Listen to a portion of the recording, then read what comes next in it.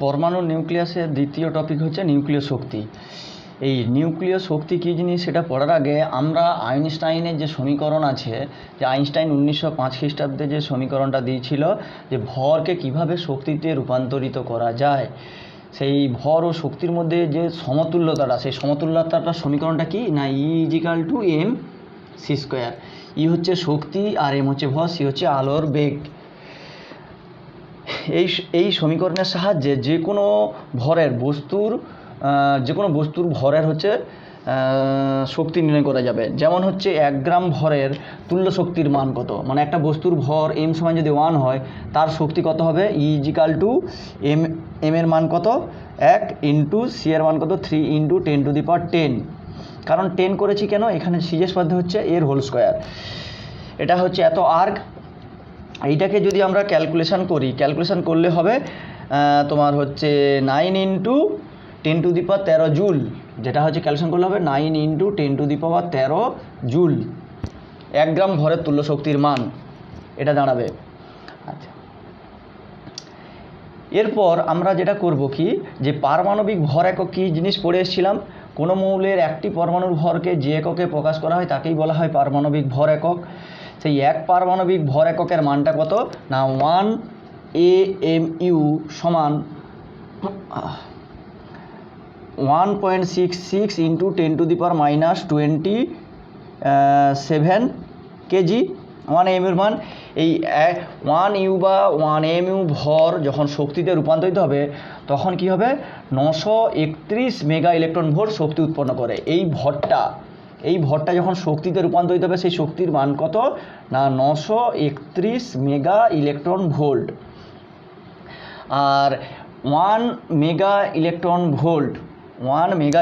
Volt সমান কত হবে না 10⁶ ইলেকট্রন ভোল্ট, 10⁶ ইলেকট্রন ভোল্ট। আর সমান কত হবে 1.6 ইন্টু 10⁻13 জুল, 1.6 ইন্টু 10⁻13 জুল। এই ডাটাগুলো সব মনে রাখবে। তারপর তিনি কি বলেছিল না, স্থির ভর সম্বন্ধে একটু ধারণা দিয়েছিল। স্থির ভর, আইনস্টাইনের যে আপেক্ষিকতাবাদের যে প্রধান যে সমীকরণটা ছিল, সেই সমীকরণটা কি না m= না ভরের সঙ্গে যে আলোর বেগের সম্পর্ক, m=m0 ডিভাইডেড বাই √1 - v²/c²। এই সমীকরণটা ছিল। এই সমীকরণ থেকে দেখো, বস্তুর বেগ যদি বৃদ্ধি পায়, বেগ বৃদ্ধি পেলে তার ভর কী হবে, আস্তে আস্তে করে বেগ বৃদ্ধি পেলে তার ভরও বৃদ্ধি পাবে। কারণ এখানে যদি বেগ বৃদ্ধি পায় তাহলে 1 থেকে একটা বড় সংখ্যা বড় এটা ছোট হবে। এই ছোট হলে তাহলে কি, তাহলে ভরটা আস্তে আস্তে করে বাড়তে থাকবে। তাহলে একটা ধ্রুবক পদের সঙ্গে যদি একটা ছোট সংখ্যা ভাগ করা হয়, ধ্রুবক পদের মানটা আস্তে আস্তে করে বাড়তে থাকে। তাহলে বেগ বৃদ্ধির সঙ্গে সঙ্গে বস্তুর ভর কি হয়, বৃদ্ধি পায়। আচ্ছা, এখন যখন বস্তুর বেগ যদি 0 হয়, এখানে যদি v=0 হয়, তখন v= যদি 0 হয়ে যায় তাহলে m=m0 হবে, m=m0। সেই অবস্থায় এই ভরকে বলা হবে স্থির ভর। ভর একটা মৌলিক ধর্ম বলা হয়েছে। আচ্ছা, এরপর যেটা হচ্ছে আমরা চলে আসবো যে নিউক্লিয় ভরে চলে আসবো। নিউক্লিয় শক্তি জানার আগে, তাহলে শক্তি জানার আগে আমাদের ভর জানতে হবে। নিউক্লিয় ভর কী জিনিস না, নিউক্লিয়াসের ভরকেই বলা হয় নিউক্লিয় ভর। পরমাণুর নিউক্লিয়াসের ভরকে বলা হবে নিউক্লিয় ভর। এবার নিউক্লিয়াসের ভরকে নিউক্লিয় ভর কীভাবে বলা হবে, ধরো আমরা একটা পরমাণুর উদাহরণ নিলাম যে এক্স একটা পরমাণু সংখ্যা এ, ভর সংখ্যা জেড। তাহলে এই একটা যে পরমাণু পাওয়া ভুল করলাম এক্স, এটা হচ্ছে জেড, এটা হচ্ছে এ হচ্ছে ভর, এইভাবে তো চিহ্নিত করা হয়। তাহলে তার পারমাণবিক সংখ্যা জেড একক আর ভর সংখ্যা এ একক। এবার এই পরমাণুটার মধ্যে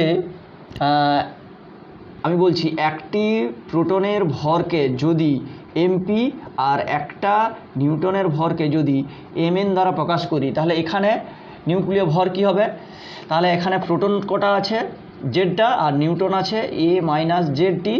তাহলে জেডটা প্রোটনের ভর কত জেড ইন্টু এমপি, আর এটা হচ্ছে a-z ইন্টু mn।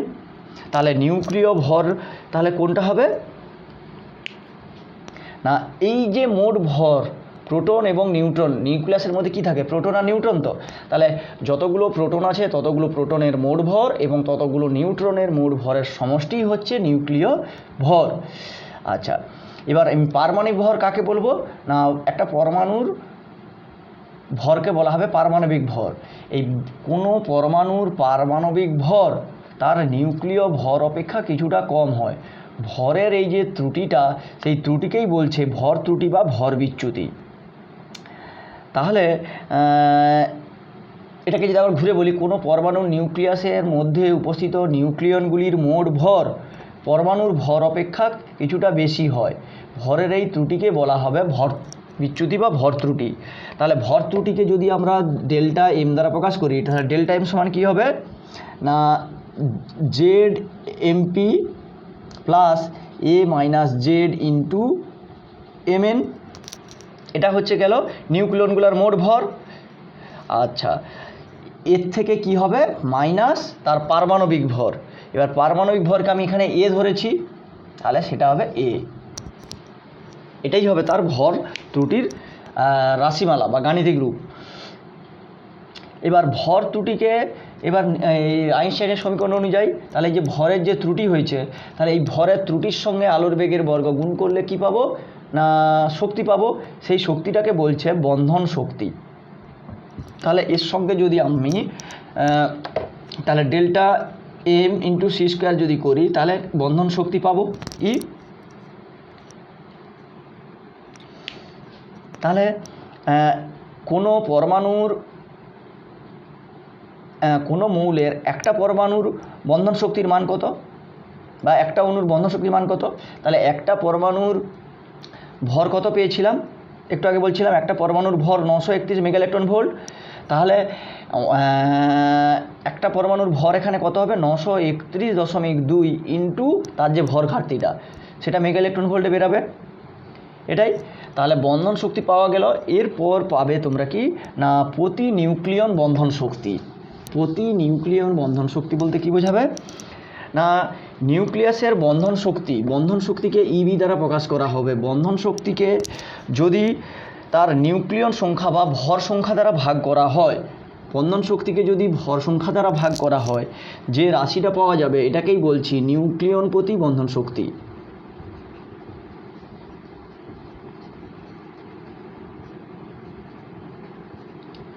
এই নিউক্লিয় প্রতি বন্ধন শক্তি হচ্ছে পরমাণুর নিউক্লিয়াসের ক্ষেত্রে খুবই গুরুত্বপূর্ণ। নিউক্লিয় প্রতি বন্ধন শক্তির মান দেখা গিয়েছে যদি 8 মেগা ইলেকট্রন ভোল্টের কাছাকাছি, মানে গড় মানটা যদি 8 মেগা ইলেকট্রন ভোল্টের কাছাকাছি থাকে, তাহলে নিউক্লিয়াসটা স্থায়িত্ব সব থেকে বেশি হয়। এবার 8-এর থেকে কম কিংবা 8-এর থেকে বেশি হলে নিউক্লিয়াসটা অস্থায়ী প্রকৃতির হয়, তখন সেই নিউক্লিয়াসটা তেজস্ক্রিয় ধর্ম প্রদর্শন করে। এবার সাধারণত দেখা গিয়েছে যে পরমাণুর ভর সংখ্যা 20 থেকে কম এবং 200 থেকে ভর সংখ্যা 20 থেকে কম এবং ভর সংখ্যা যদি 200 থেকে বেশি হয়, তাহলে তাদের নিউক্লিয়ন প্রতি বন্ধন শক্তির মানটা খুব কম হয়। সেই পরমাণু নিউক্লিয়াসগুলো অস্থায়ী প্রকৃতির হয়, মানে 20 থেকে 200 ভর সংখ্যা বিশিষ্ট যে পরমাণুগুলো থাকবে তাদের নিউক্লিয় বন্ধন শক্তির মানটা খুব বেশি হয়, ফলে তারা স্থায়ী প্রকৃতির হয়। আর ভর সংখ্যা 200-র বেশি হলে কিংবা ভর সংখ্যা 20-র কম হলে সেই পরমাণু নিউক্লিয়াসগুলো অস্থায়ী প্রকৃতির হয়, এটা মনে রাখবে। আর নিউক্লিয় প্রতি বন্ধন শক্তির মান 8-এর কাছাকাছি থাকলে পরমাণুটা স্থায়ী প্রকৃতির হয়। আচ্ছা, এরপর আছে আমাদের সিলেবাসে যে নিউক্লিয় বিভাজন এবং নিউক্লিয় সংযোজন কী জিনিস। প্রথমে আসি নিউক্লিয় বিভাজন। তাহলে বিভাজন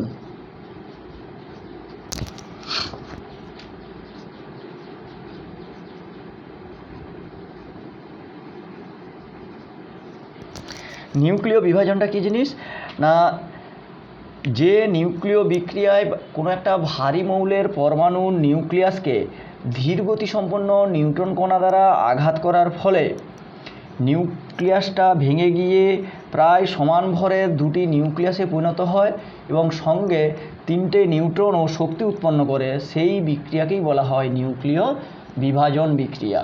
উদাহরণস্বরূপ আমরা ধরে নিলাম, যেমন ধরো 92U235, এই একটা নিউক্লিয়াস, ভারী মৌলের নিউক্লিয়াস, একে আমি নিউট্রন কণা দ্বারা আঘাত করছি। তাহলে আঘাত করলে প্রথমে একটা নিউক্লিয়াস তৈরি হবে, যেটা হচ্ছে 92U236, এটা হচ্ছে অস্থায়ী নিউক্লিয়াস।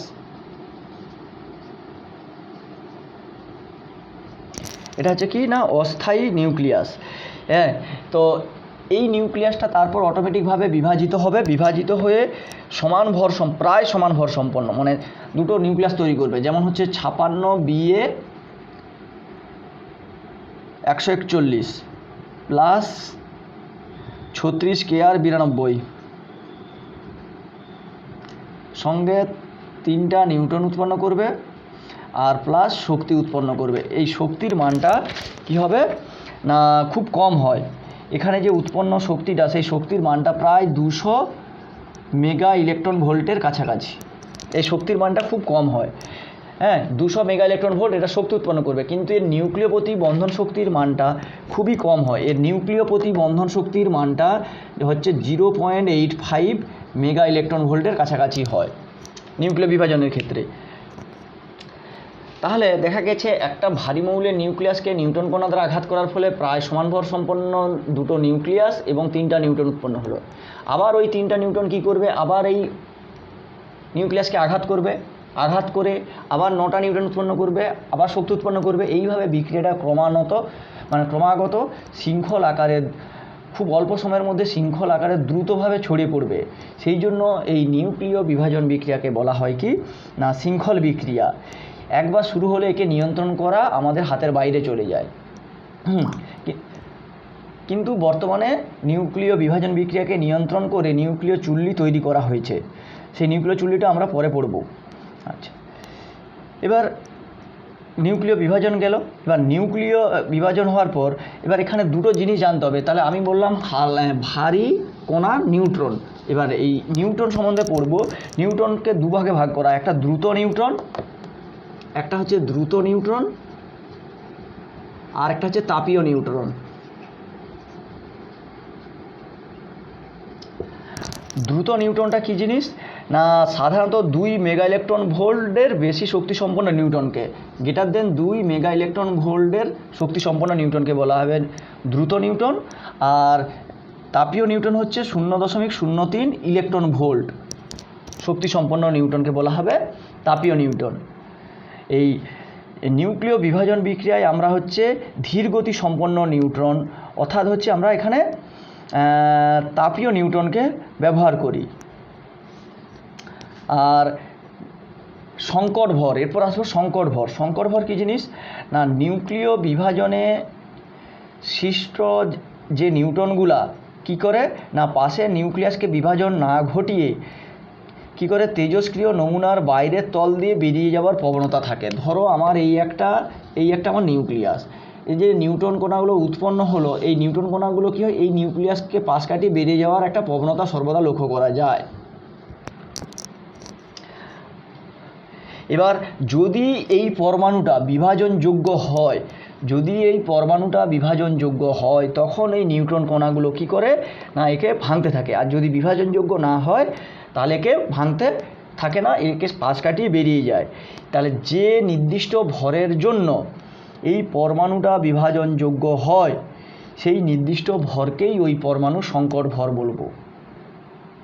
মানে আক্ষরিক কথা কী বলা হচ্ছে না পরমাণু নিউক্লিয়াসটা যদি সংকট ভর অপেক্ষা বেশি ভর থাকে তাহলে কি হবে সেই নিউক্লিয়াসটা বিভাজনযোগ্য হবে, আর সংকট ভর অপেক্ষা কম থাকলে সেই নিউক্লিয়াসটা বিভাজনযোগ্য হবে না, তখন নিউট্রনগুলো পাশ কাটিয়ে বেরিয়ে যাবে ওই নিউক্লিয়াসকে। আচ্ছা, এরপর যে আমরা যে ওই বললাম যে নিউক্লিয় বিভাজন কে নিয়ন্ত্রিত করব, সেই নিউক্লিয় বিভাজন নিয়ন্ত্রণ করতে হলে নিউক্লিয় চুল্লি ব্যবহার করা হয়। এছাড়া নিউক্লিয় বিভাজন বিক্রিয়া ব্যবহারিক প্রয়োগ হচ্ছে পারমাণবিক বোমা তৈরি হয়। এখানে কিন্তু নিউক্লিয় বিভাজনকে নিয়ন্ত্রিত করতে পারছে না, এখানে অনিয়ন্ত্রিতভাবে করছে, ফলে প্রচুর তাপ উৎপন্ন হচ্ছে। আর নিউক্লিয় চুল্লিতে কি করা হয় না নিউক্লিয় চুল্লিতে জ্বালানি হিসাবে 92U235 ব্যবহার করা হবে। আর এখানে যে নিউট্রন কণা দ্বারা আঘাত করার ফলে নিউট্রন কণাগুলোর কি হচ্ছে গতিবেগ ক্রমশ বাড়বে। একটা নিউক্লিয়াসকে নিউট্রন কণা দ্বারা আঘাত করলে যে 3টা নিউট্রন উৎপন্ন হয় তাদের গতিবেগ বৃদ্ধি পায়। সেই গতিবেগকে কমানোর জন্য আমাদের কি ব্যবহার করা হয় না মডারেটর ব্যবহার করা হয়। সেই মডারেটর হিসেবে কি কি ব্যবহার করা হয় না মডারেটর হিসেবে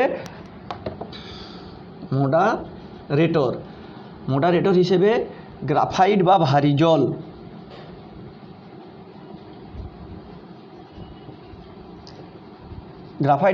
ব্যবহার করা হয়। এগুলোর কাজ কি না নিউট্রনের গতিবেগ কমানোর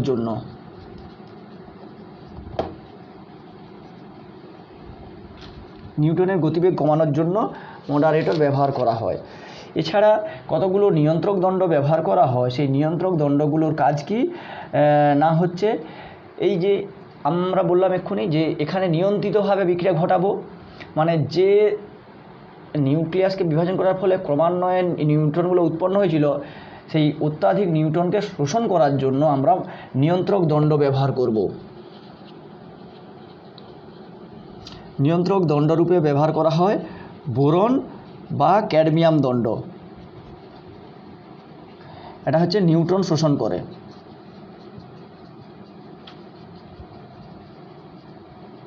এই হচ্ছে নিউক্লিয় চুল্লির প্রধান বৈশিষ্ট্য। তারপরে শীতক হিসেবে মানে যে চুল্লিটা আছে, বইতে দেখবে যে ছবিটা আছে, সেখানে যে চুল্লিতে শীতক করার জন্য জল বা গলিত সোডিয়াম ক্লোরাইড ব্যবহার করা হবে। তাছাড়া বাইরের আবরণটা কংক্রিটের তৈরি করা হবে। আচ্ছা, এই নিউক্লিয় দুর্ঘটনা আমাদের বইতে আছে। নিউক্লিয় যে দুর্ঘটনা কাকে বলবো না নিউক্লিয় চুল্লি বা চিকিৎসা ক্ষেত্রে বা গবেষণাগারে যে প্রয়োজনে যে তেজস্ক্রিয় পদার্থগুলো ব্যবহার করা হয়, তাদের সেই পদার্থগুলো থেকে তেজস্ক্রিয় রশ্মি বিকিরণের ফলে সেগুলো হচ্ছে পরিবেশে ছড়িয়ে পড়ে, ফলে পরিবেশের যে সামগ্রিক যে বিপর্যয় ঘটে তাকেই বলছে নিউক্লিয় দুর্ঘটনা। এই নিউক্লিয় দুর্ঘটনা যেমন আমাদের জাপানে হিরোশিমা ও নাগাসাকি শহরে যেটা হয়েছিল, যেটা পারমাণবিক বোমা ফেলে দেওয়ার ফলে সমস্ত মানুষ ওখানে প্রায় মারাই গিয়েছিল। আচ্ছা, এরপর আমরা পড়ব কি না নিউক্লিয় সংযোজন। এটা ঠিক বিভাজনের উল্টোটা। সংযোজন কি হয়েছে না এখানে হালকা মৌলের নিউক্লিয়াস নিতে হবে, নিয়ে প্রচুর পরিমাণে শক্তি প্রয়োগ করলে এই হালকা মৌলের নিউক্লিয়াসগুলো পরস্পর সংযোজিত হয়ে একটা ভারী মৌলের নিউক্লিয়াস তৈরি করে, সঙ্গে প্রচুর পরিমাণে তাপশক্তি উৎপন্ন করে। মানে বিভাজনের তুলনায় এখানে তাপ উৎপন্ন শক্তির পরিমাণ কয়েক কোটি গুণ বেশি। হ্যাঁ, সেই বিক্রিয়াটাকে বলা হবে নিউক্লিয় সংযোজন।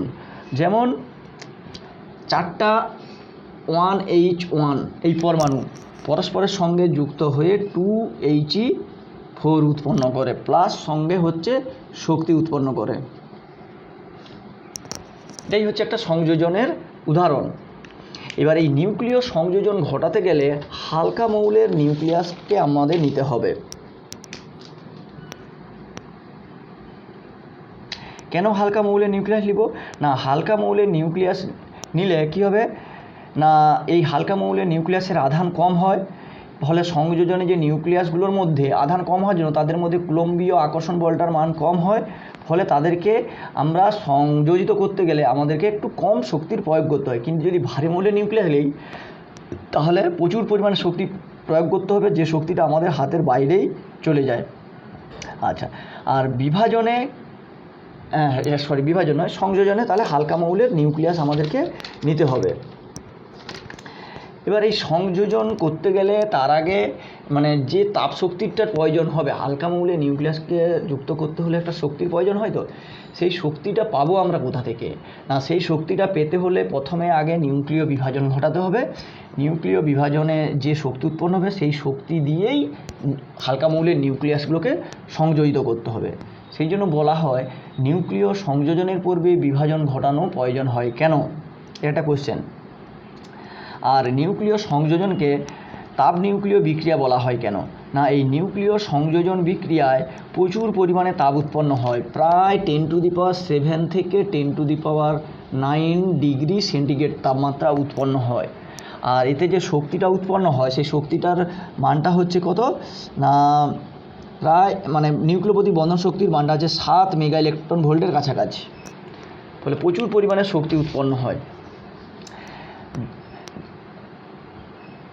আচ্ছা, তাই এবার তাপ নিউক্লিয় বিক্রিয়াকে বলা হবে কেন না নিউক্লিয় সংযোজন বিক্রিয়ায় প্রচুর পরিমাণে তাপ উৎপন্ন হয় বলে এই বিক্রিয়াকে তাপ নিউক্লিয় বিক্রিয়া বলা হবে। আর এই নিউক্লিয় সংযোজনের বিক্রিয়া নীতিকে কাজে লাগিয়েই হাইড্রোজেন বোমা তৈরি হয়। তাছাড়া সূর্যে যে প্রত্যেক দিন যে মানে যে আমরা সূর্য থেকে যে তাপ শক্তি বা আলোক শক্তি পাচ্ছি, এটা হচ্ছে সংযোজন বিক্রিয়ারই একটা উদাহরণ।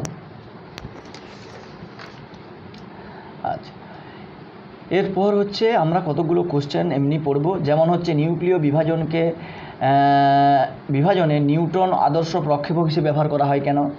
কারণ প্রক্ষেপক বলতে মানে যেটা দ্বারা আঘাত করব সেটা হচ্ছে নিউটন ব্যবহার করি কেন না, নিউটন হচ্ছে নিস্তড়িত কণা।